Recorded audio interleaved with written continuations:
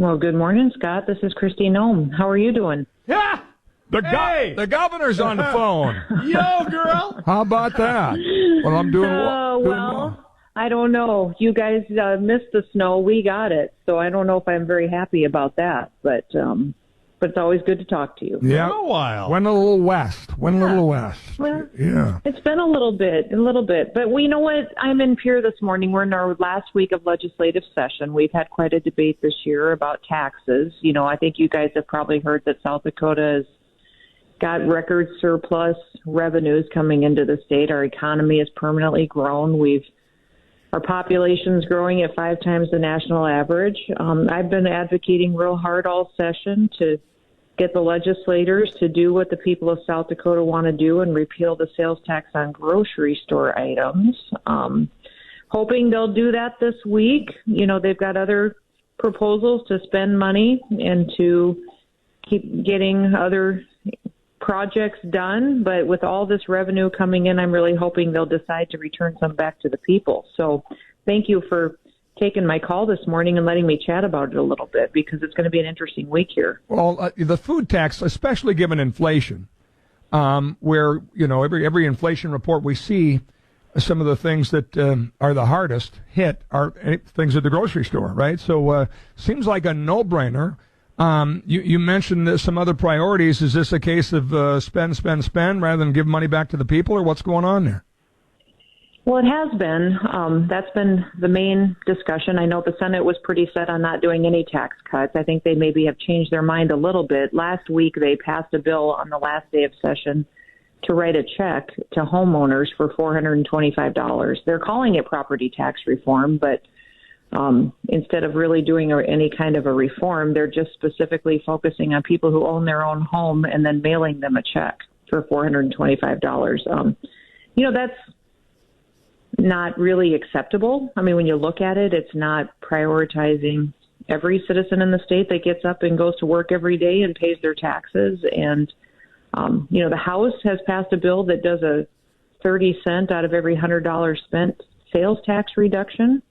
You know, they'll move it down by 0.3%. But that concerns me because they had a sunset on it before.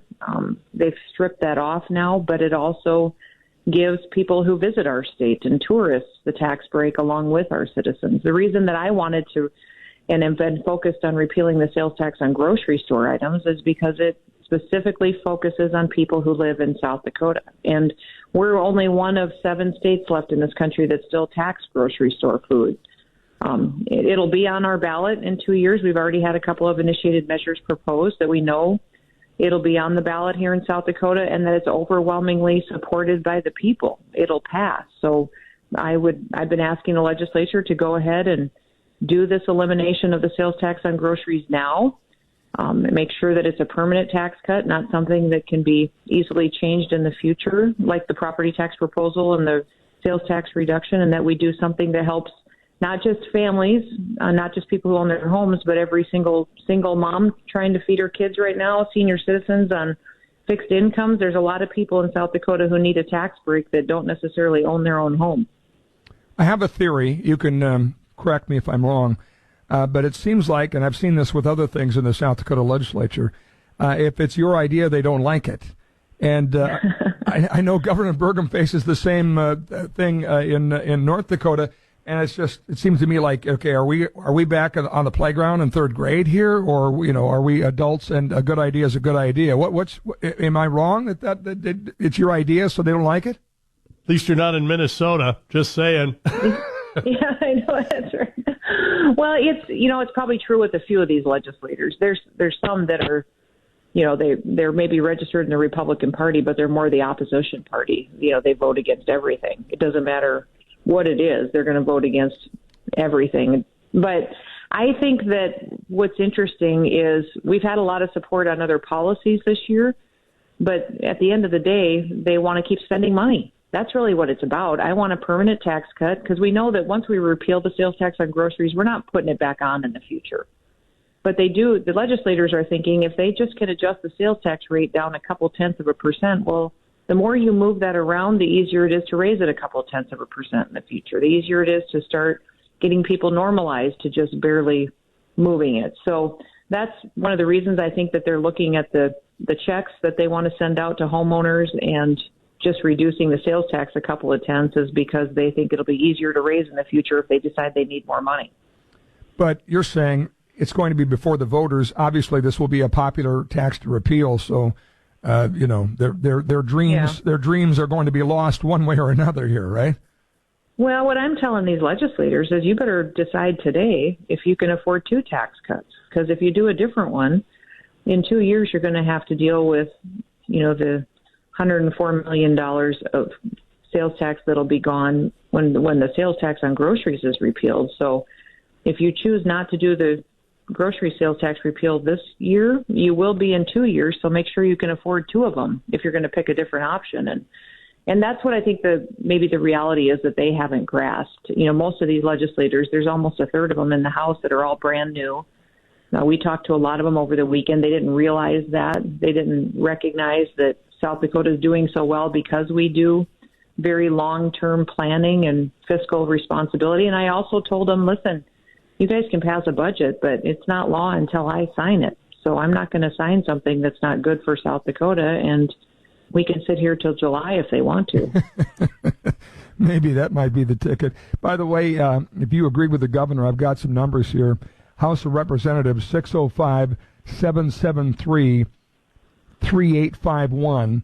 Call your member of the State House in South Dakota, 605-773-3851. So at least some members starting to realize this would be a good thing for South Dakotans and a nice check on inflation? I think there's a lot of them that gave us the response that that's what they prefer to do, but they're feeling a little bit maybe bullied by their leadership. So I think if people started to call the House and the Senate and let them know what they wanted, my hope is that the legislators will start listening to their constituents rather than a couple of people in powerful positions they think they may get punished by. And maybe that leadership is what I was describing earlier of if you're for it, they're against it, and that's again just unfortunate because this debate seems like a no-brainer. It really does. The proposal seems like a no-brainer. Yeah, I'm surprised we're here because I brought repealing this sales tax on groceries to the Senate leadership last year during legislative session, so they knew I wanted to do it last year. We've talked about it for a full year. I campaigned on it. Overwhelmingly, we've given them poll after poll that shows the people of South Dakota want it, that it helps everybody. The government shouldn't be in the business of picking winners and losers. We just shouldn't. We should treat everybody the same, and we should treat the taxpayers the same. I'm kind of sick and tired of watching this Capitol fill up with lobbyists who want more money to their pet project. They want more money to their entity, and it's always, for health care or education or whatever it is, there's always ways to spend money. But when is somebody going to show up for the taxpayers and say, you know what?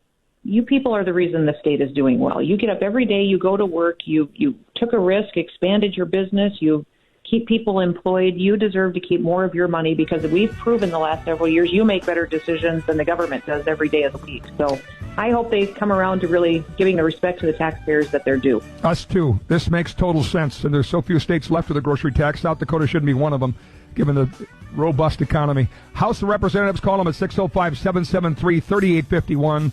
The Senate 773-3821. Thanks, Kristi. Good to talk to you, Governor. Thanks. You have a fantastic day. We'll talk to you later. Okay. All the best.